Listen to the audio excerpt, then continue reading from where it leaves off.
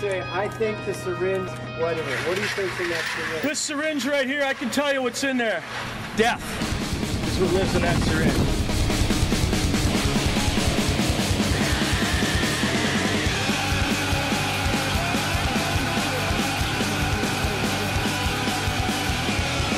Come on, make it count. Good. Back off! The transition from California to Minneapolis was actually going to a treatment center up north, a place called Hazelden, which is the place I met Cameron at, actually, and he was my roommate. And we kind of started things off at that point. He had never sang before, never done anything like that before, and I had to write a song to get out of treatment, as it were, and I can't sing to save my life, so I gave him some lyrics and said, I want you to give it a shot, and kind of worked out, and about, I'd say 6 months later, we started the band, and so it's been going for almost 10 years now.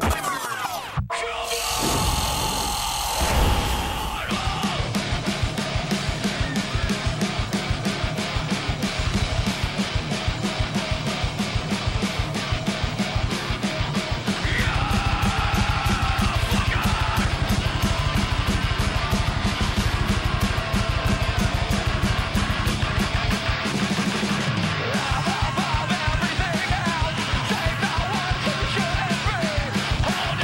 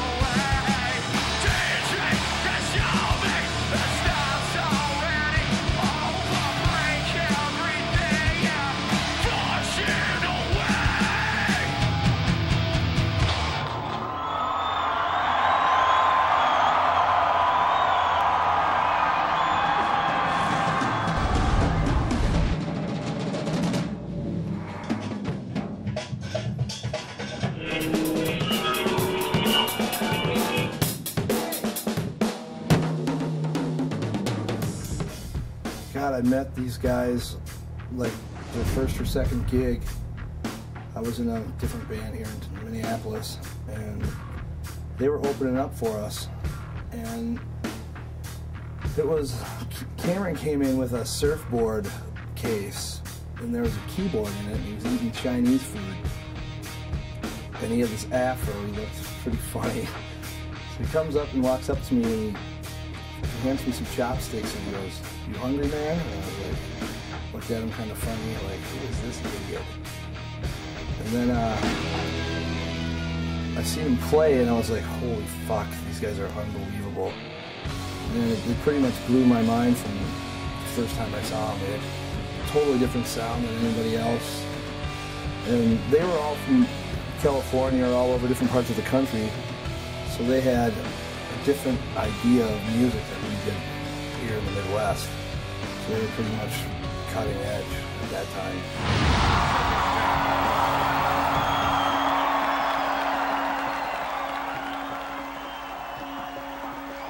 The song's called Loyalty.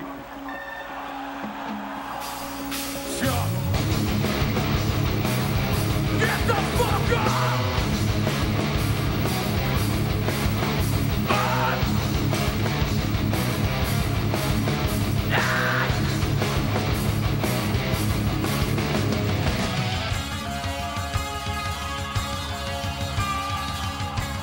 Where's your loyalty?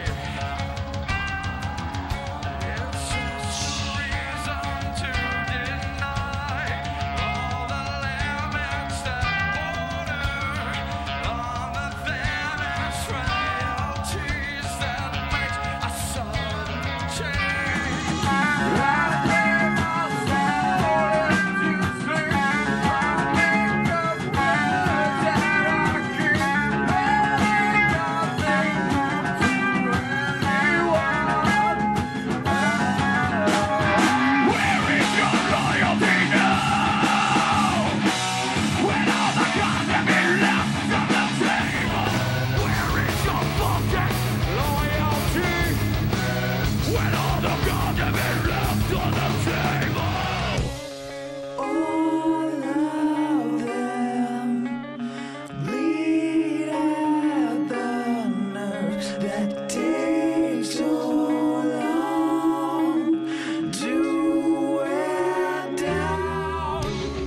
gave myself into sleep. I make up words that I keep.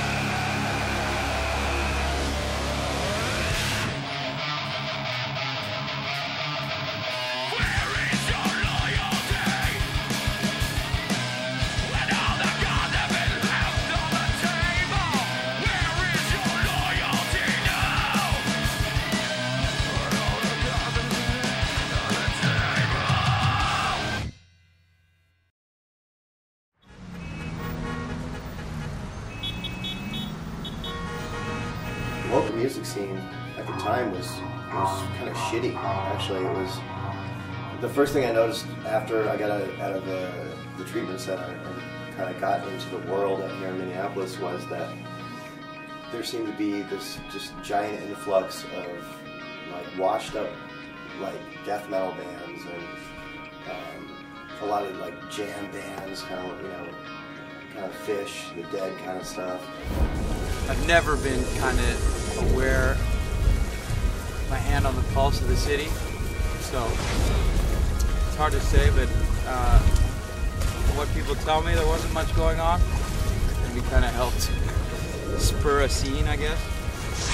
And there wasn't anything like current and relevant going on at all, and I kind of saw that as unexplored territory, as something to be kind of exploited.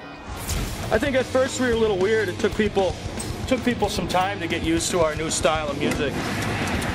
I think this town wasn't really ready for us when we first started playing. Oh, but they became ready.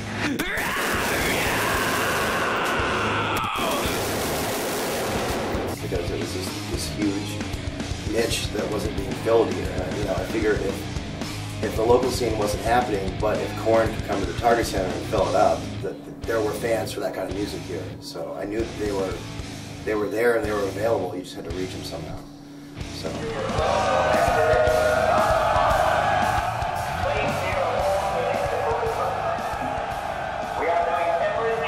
want to get there, Montreal? Come on!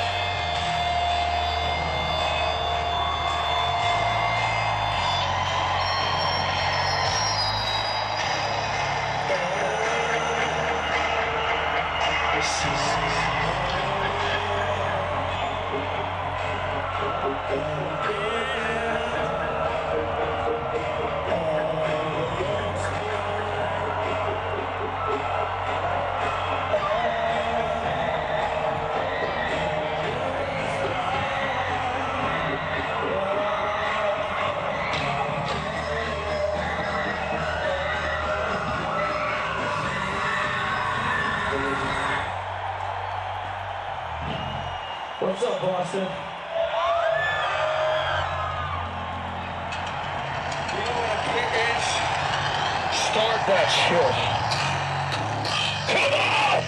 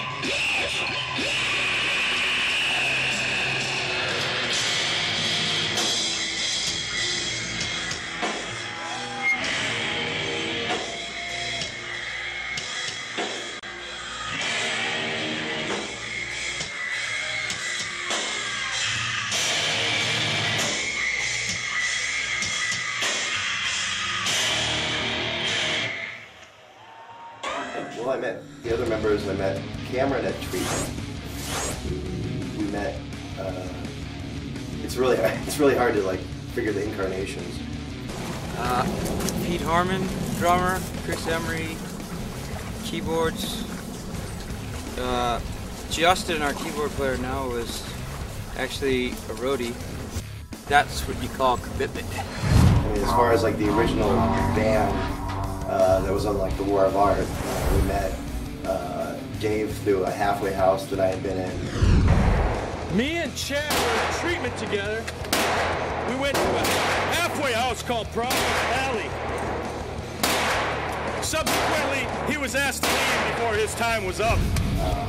We met Chris through Music Tech, right here in Minneapolis, that we went to school for. Justin was a roadie. Okay. I get home that night. My roommate was out of town. He gives me a call. He's in Wyoming somewhere. He's like, or wherever that is, you know. He's like, okay. Yeah, what are you doing? Oh, nothing. I'm just sitting on my aunt's back porch. We're staring at Devil's Tower. I'm all do-do-do-do-do, you know, because I've been staring at the, like, fucking, these things all day, and then he calls me, and he's like, yeah, it's a really great story, Justin. You should tell that one more often. Aaron was a guy that we took out of a band here in Minneapolis called A-Pod. And, you know, there's been permutations, you know, in the last, 6 years. I'm meandering. There's been different lineups. I mentioned all of them? That time there was 4 band members. It was myself, Pete Harmon, Chad Hank, Cameron Haycock. You may know him as Martin Cock. Fuck you, Dave. As far as today, we still have myself, Justin, and Cameron. And we have Benji that took Brian's place, a couple years ago. He was in a band called Minneapolis. Dane, we took from, we tend to take people from bands here in Minneapolis, which is why whenever we come back to town, everybody hides all their members. And our new guitar player, new second guitar player, we tend to steal other people's musicians wherever they're found.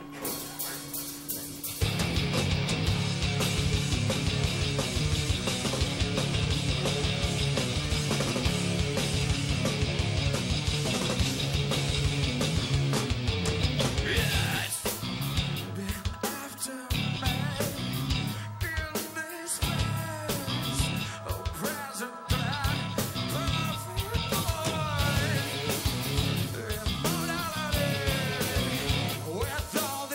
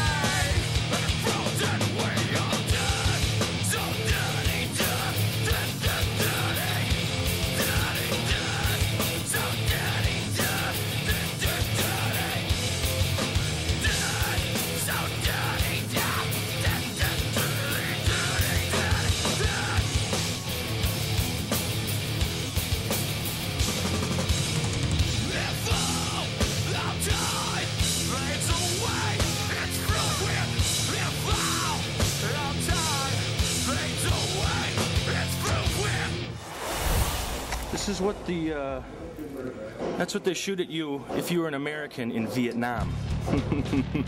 When I brought these home, my dad said, that's what the Gooks used to shoot at. 40 caliber Smith & Wesson, big bullet, going real slow. 223, the military's favorite, NATO 5.562. Little tiny bullet, basically a 22. She goes real fast. 7.62 by 25. 30 caliber taper pistol cartridge. Goes real fast, real small, very effective. How do you like me now? The first show, yep.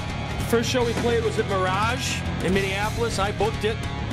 There was about 18 people there in a club that fits 2,500. It's supposed to, it's this way. That way they all get smacked back and they don't catch when you... Rolling right now? Yeah. Okay, hi. My name's Justin Fowler. I'm in a band called American Head Charge, you may have heard of. And this is a tour of our tour bus. Front lounge of the bus. This is where, you know, we lounge. You know, in the front of the bus, we watch movies on the TV with the various elements of technology that you see spread out here. This local time, what it looks like in our fridge. This is just like Cribs, right? Okay, look, this is our fridge. It's kind of gross, you know. What's that? You know? Okay. This is hazelnut creamer. It's not good to drink that. Beer. I get caught up with all these details. Lasagna. This is where we have stuff. This room. Don't throw paper in the toilet of a tour bus. Don't do it. You can't poop in that toilet. You can only micturate. I think that's what it's called when you pee. This is our bling. That's for when we're in LA. J-Lo, watch your booty. Oh, you're doing that. What? Yeah! That singer's pretty fucking cool. They're not anything like fucking... Hey, does anybody see my phone? What are they called? Sworn? Yeah, I like them. Yeah. Sworn.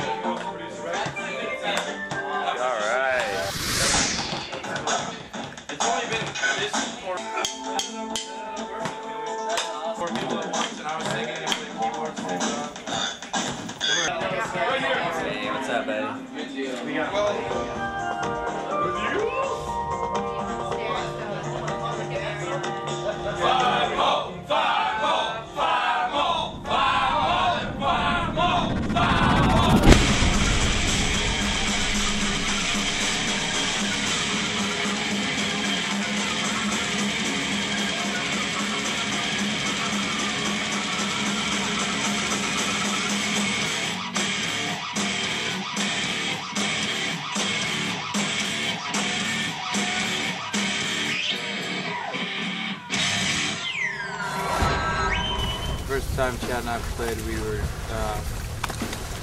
wrote a song for his graduation from rehab.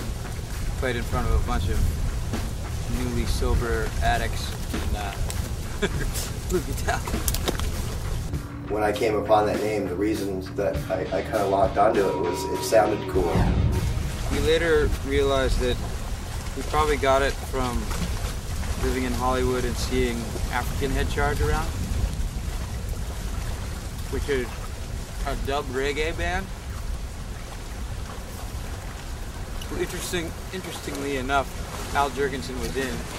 And there was no meaning behind it because, you know, for, like Led Zeppelin, let's take that for instance. No one after, you know, they, you know, put their mark on the world actually said, well, what's a Led Zeppelin? You know, nobody wondered what a Kiss was. It's just like an identifier. It's just something to put the name with the group of bodies that you're listening to. You know, but I think that having American in our name definitely, for me, I don't like the fact that our name has American in it because I'm not really very proud to be American right now. But as I said before, we're not political. I personally am, but the band isn't, you know. So I didn't, you know, meanings can change over the course of time. And I didn't want to get stuck and locked in with something that meant something, and you know, maybe 10 years later it doesn't mean the same thing. It's just our particular brand of whatever you want to call it. We're us. That's what we do. Head Charge. So the reason I stuck with American Head Charge was it didn't mean anything. We're us. It doesn't really mean anything. Yet it means everything. Head Charge.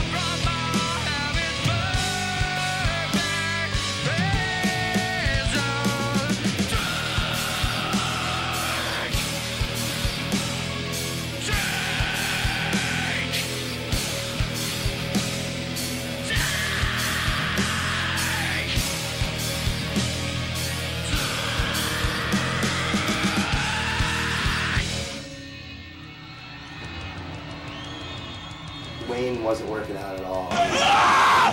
Matter of fact, he was taking direction and then running the opposite direction with it. It was literally one of those things where we got off the plane from Japan, we got to the hotel, and we told him, "You're out." It had come to that point. Within an hour of telling him he was out, Cameron was on the phone with Brian, who was at work at Blockbuster at the time, and said, "You have a 7 o'clock flight, can you be here? You'll come in at like 9 o'clock.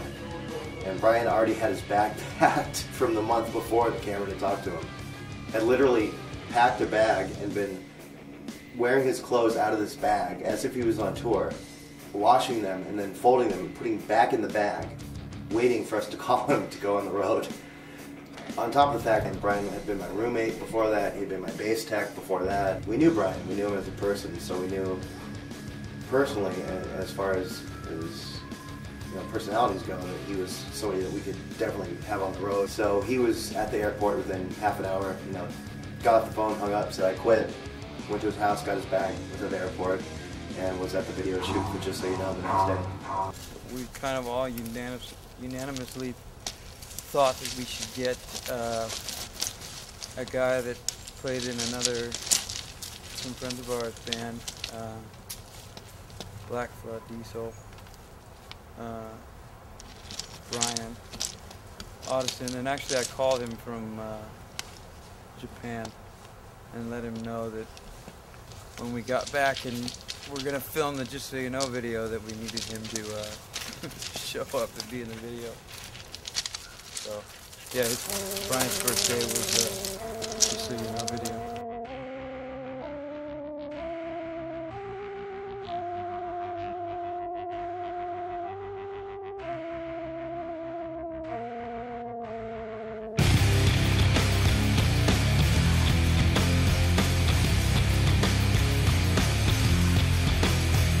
The surface is so cold and worthless. All the things that I have still gone from there. So paint the windows in front of my face when you know damn well there's no one beyond it. Oh, I wish your body was not so warm to me. Oh, I wish your body was not so warm to me. Oh, I wish your body was not so warm to me. Just so you know. And all it was something beautiful. When times and dreams all seem so tall. And all it was something beautiful. When times and dreams all seem so tall.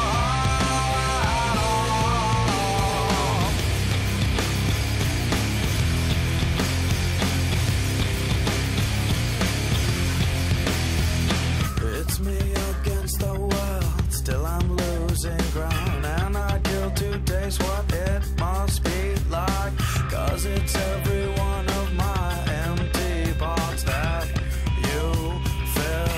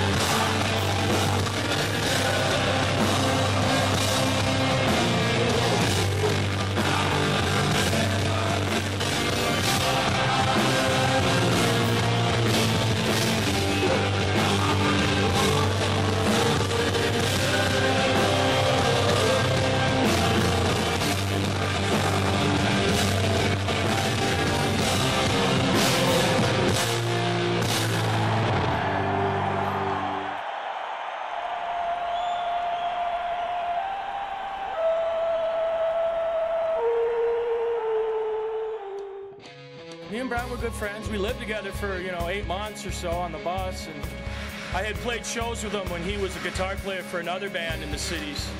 And he's a pretty high energy dude, really funny, made everybody laugh. This is what happens when you do a track in 2 takes.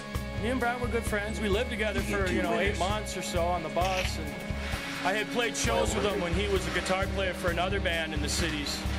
And he's a pretty high energy dude, really funny, made everybody laugh. This is what happens when you do a track in 2 takes. You get 2 winners. Slam one.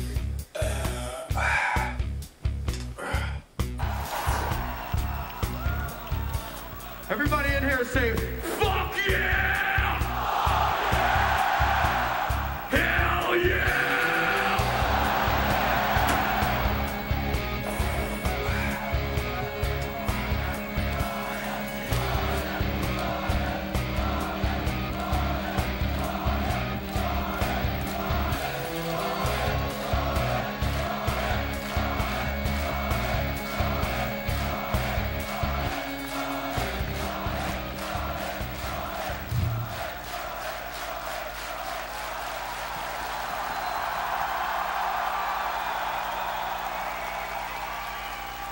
You look so... Seamless is always fun. People go fucking crazy and they...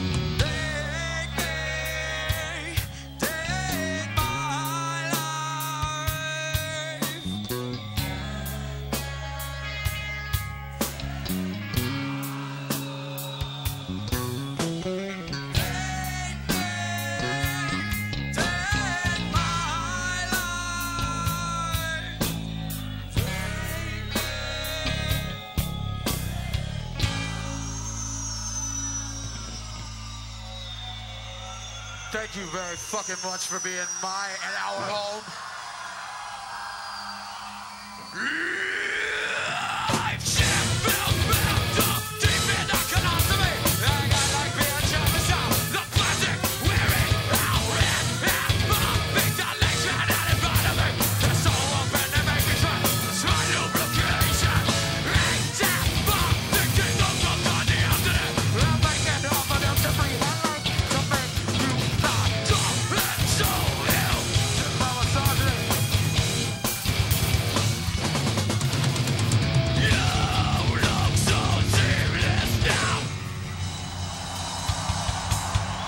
Thank you very fucking much.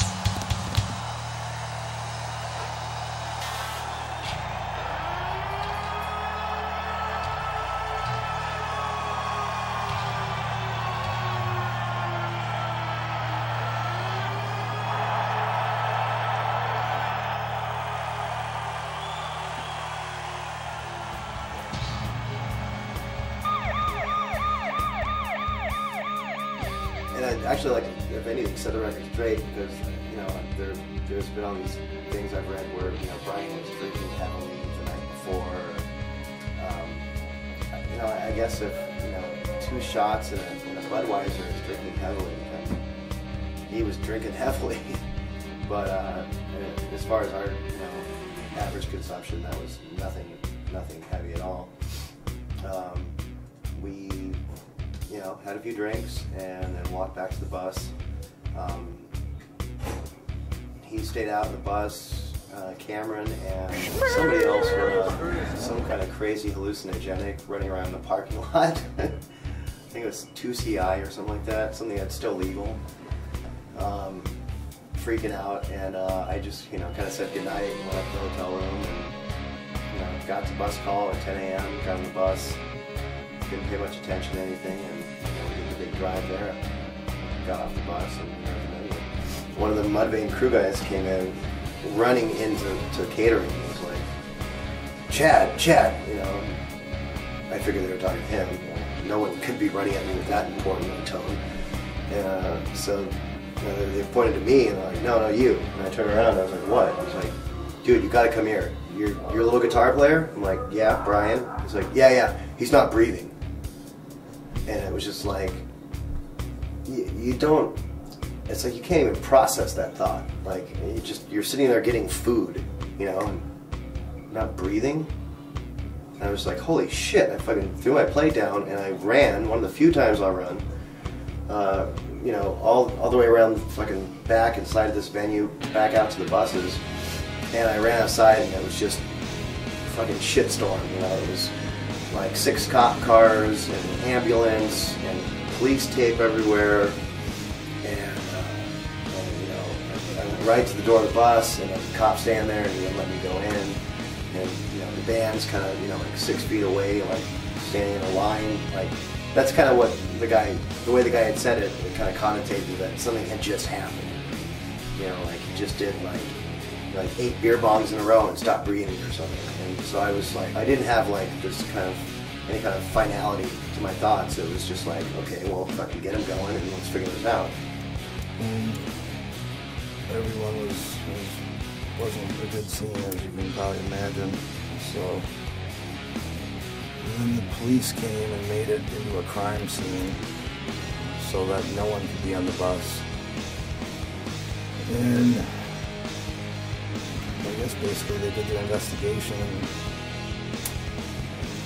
found out what the cause of it was. And the one thing that no one ever talked about was that Brian was really sick too. He had like pneumonia, and everybody wants to chalk it up to some big drug overdose, and it wasn't that at all. So, I mean, that was really sad. Like at the funeral, you know, everyone talking, all the media saying it was all drug overdose and this and that. I mean, all Brian had was like 3 drinks and his sleeping pills because he couldn't sleep on the bus at all. But he didn't know that he had it. He had like walking pneumonia or something like that. And Brian was a pretty small guy, so his little body just gave out. I you know, I really kind of blank out spots of that day. Somebody had kind of came up to me and, you know, said he's gone, and I just didn't know how to take it. Probably the hardest part was that I had never, in my 30 some odd years of being on the planet, had anybody die that I actually cared about, that I had any kind of connection to. So this was the first time, and you know, when you get a little bit older, you know, I'm not used to people dying off, you know, family members or whatnot. I've been really lucky in that aspect. So I had no tools for fucking dealing with this, and you know, it was just, you know, it was the whole band sitting there fucking crowded around the bus, just bawling and not knowing what to do, you know, and you know, finally spoke when they, you know, the paramedics went up in there and they brought his body out on the stretcher, and you know, I just remember trying to like kind of go over and grab him, kind of taught me some more life lessons, you know,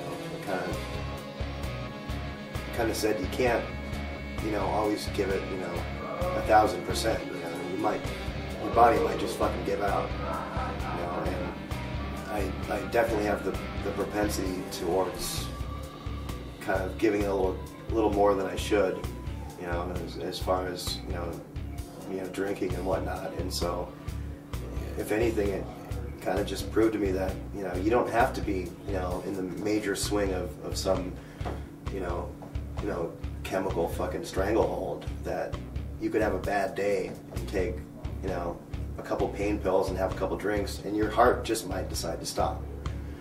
You know, it's, if anything, it probably taught me how to deal with death, you know, which I think I was a little late coming to the table with. Pretty unbelievable. I mean, I still think to this day sometimes it never happened.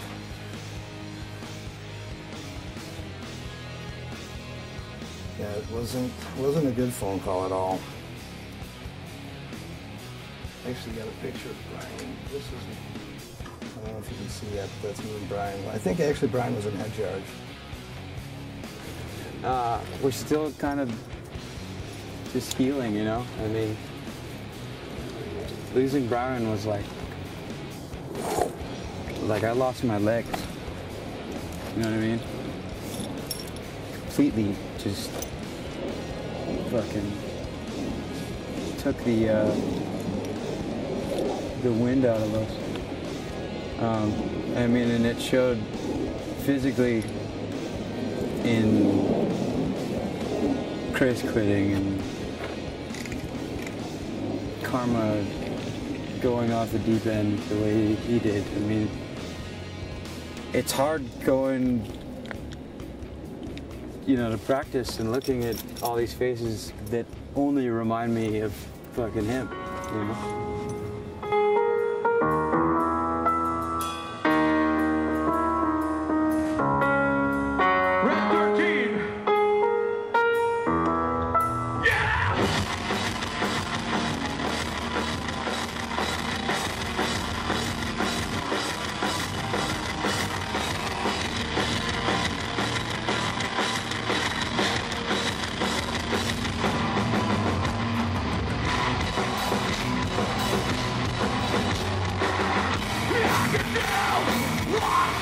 Light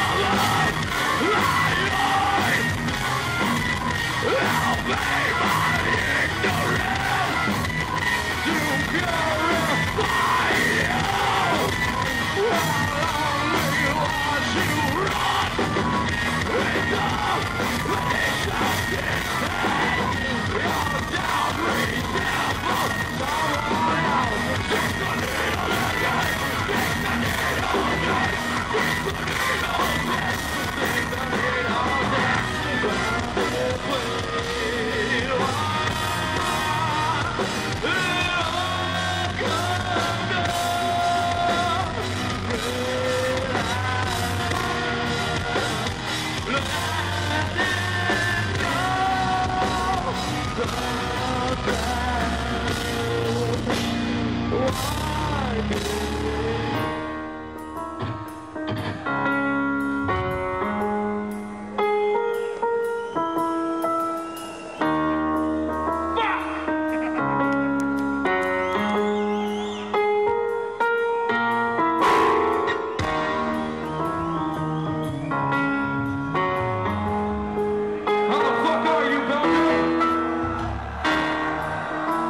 you guys for being so cool to us.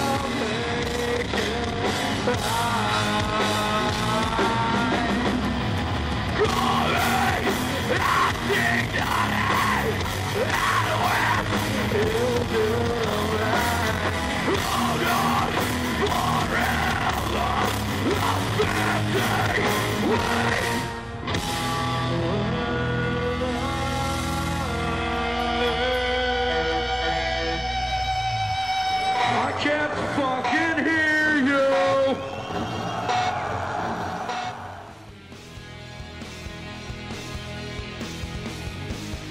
No. That's why I think we will continue, because there are still unanswered questions for us about what this whole thing is about, and about like what we get out of it, and about what we, Okay, here we go, right? you know, how we keep ourselves satisfied at the end of the day. I think that this band is really important to all of us, and it's been a huge part of our lives, and Nervous, actually, to be honest. I never get nervous. for that reason it just makes sense to keep it going. That's where it all started, so we're gonna feed them the goodness. No, I'm psyched, man. This is gonna be a fucking great show. I was just kidding, man. I was just kidding when I said that. I didn't mean to say Buck's Lair, all right? I was totally kidding. That was a joke. Oh yeah, this is the crowning achievement right here. It's gonna keep getting cheap. It's gonna keep me in tune. Through everything, man. Thank you. Thank you, thank you, thank you. Minneapolis bands, especially Minneapolis rock bands, we stick together, man. That's all we got. We gotta fucking throw it down. The future for us is I don't know, somewhere between 6 and 8 weeks of pre-production, basically getting all the ideas we have together, and we're gonna make a new record. You know, we're gonna make another record. And as far as writing a new record goes, I guess it's going to be real interesting, because me and Chad and Cameron have written a record together. We did a side project with Paul Gray from Slipknot, and we're calling the band FOR. And we're all songwriters, like everyone, like Chad and Cameron are great songwriters. I've been writing songs for years and years. And Dane, even the drummer, he plays guitar and he's a songwriter, so it's like, I think it's going to be a real interesting mix from heavy. I think it's going to be more like an acid trip. It's going to be more of a I don't think it's going to focus so much on being heavy, but it's going to be heavy in like thought and meaning, and this might be a one-note song that's will make you bawl your eyes out, or song that makes you want to go kill somebody or something. I don't know, but I think it's going to range through a whole spectrum. I feel lucky in just that aspect that we have the opportunity to make another record, because with everything that goes on in the music industry, you know, I was surprised just on the outset that we had the possibility for a second record deal, you know, because bands like us don't normally get that second shot, and they usually definitely don't get that third shot. I mean, there's a lot of bands that have kind of just withered off into obscurity, you know, and we've somehow held our ground in the face of tremendous adversity.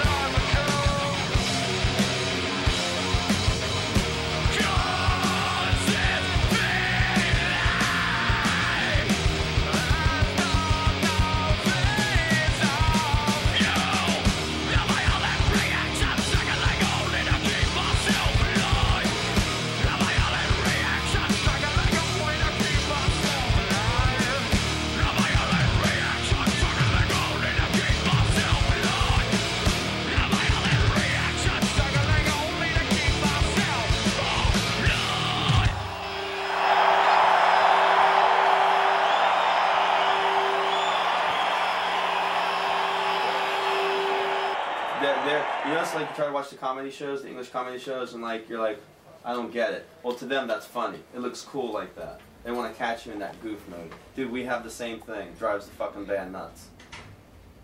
For fuck's sake. Yeah, for fuck's sake. It's all shits and giggles. Is that one of the clubs we're playing? Shits and giggles? The shit and giggle? No. We're playing down at the Spit and Pickle. The old Spit and Pickle. That's what the old Snake and the old steak and butter. That's I'm gonna go play at the old We've been through that shit. Yeah, that we just had fucking stand there shaving. Kane walks in and I'm like, fuck, I'm gonna take a piss. You Comes can't and really takes a see piss. This fucking real uptight looking Scottish guy in a suit comes in. Oh, sorry. Come on in. Just keep in the back. He walks in, he stands right behind Kane, wants to take the lead, I'm shaving. Japan, Australia, and Fucking America pushes him in the back. Kane's like, Europe, dude, I'm like gonna piss all over you. UK. Guy pops back with, I might like it. They don't want bullshit like that, you know. Like we did. I'm trying to think of the name of the magazine. The guys are in suits, right? It's when I had to go to. It was in Chicago. I had to fly and get the Japanese passports. Well, the guys get in these suits, right? And then underneath the suits, revolver. They come out, and then they have prices on the fucking suits. Well, that was not told to us when we did the shoot. This time I have made enough mistakes for you to bear against me. Endure and break our original ideals and let us down. It's betray our trust like all your promises. I see the beast of shit alive in you. Yes, I'm there enough to be in you. This time.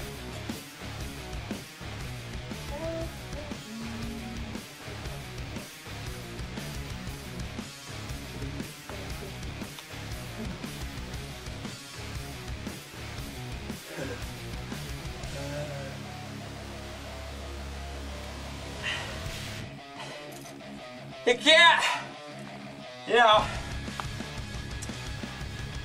like 30 years from now when nobody ever listened to this record, at least I know that I tried. Fancy. All right, let's go.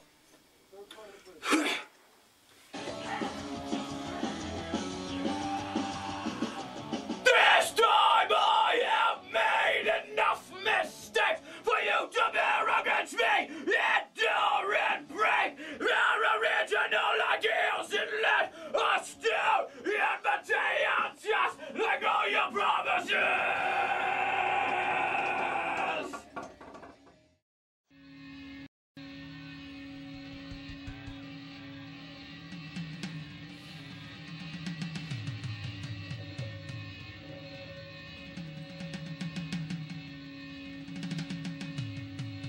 Never mind this stupid fucking country we live in. Do you pledge allegiance to us and to yourselves? Well, we pledge allegiance to every one of you guys in here. This song shall pledge allegiance!